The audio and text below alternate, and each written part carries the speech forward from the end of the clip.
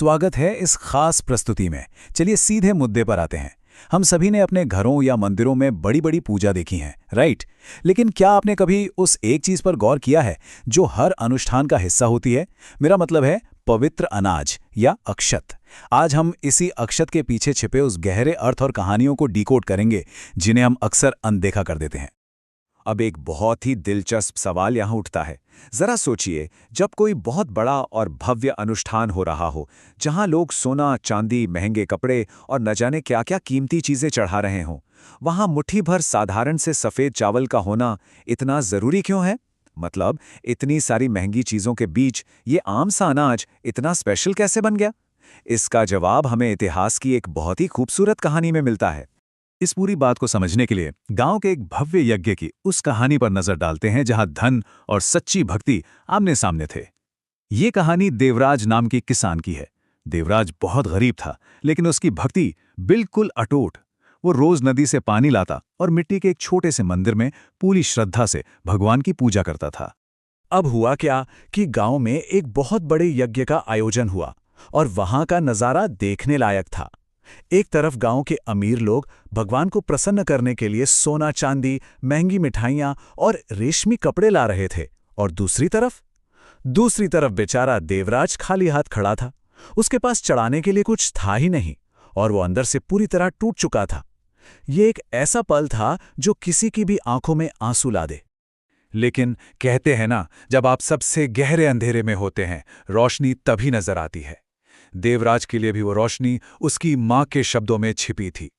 उसके बूढ़ी मां ने देवराज की वो हालत देखी और मुस्कुराते हुए एक बहुत ही गहरी बात कही। उन्होंने कहा, ईश्वर को भावना प्रिय होती है, धन नहीं। हमारे घर में जो सबसे पवित्र अनाज है, बस वही चढ़ा दो। कितनी साधारण सी बात है ना, लेकिन इसमें पूरा का पूरा दर्शन छिपा है कि भगवान के लिए आपका शुद्ध इरादा किसी भी सोने चांदी से लाख गुना बढ़कर है। तो मां की बात सुनकर देवराज ने क्या किया? उसने घर में बचे हुए थोड़े से सफेद चावल लिए।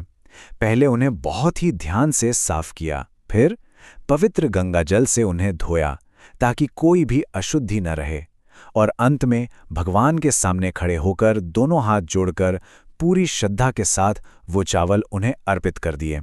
ये कोई दिखावा नहीं था, ये सीधे दिल से निकली हुई भक्ति थी। और इसका असर भी वैसा ही जादुई हुआ।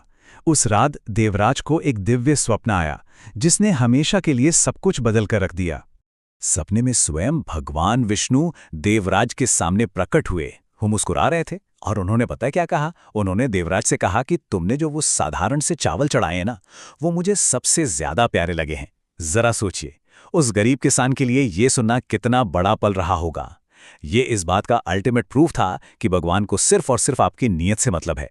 पर यहां देवराज के मन में भी वही सवाल आया जो शायद अभी आपके दिमाग में चल रहा होगा।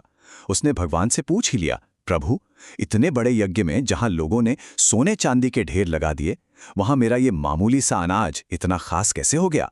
मतलब, सोने की चमक के आगे ये सफेद दाने कैसे जीत गए?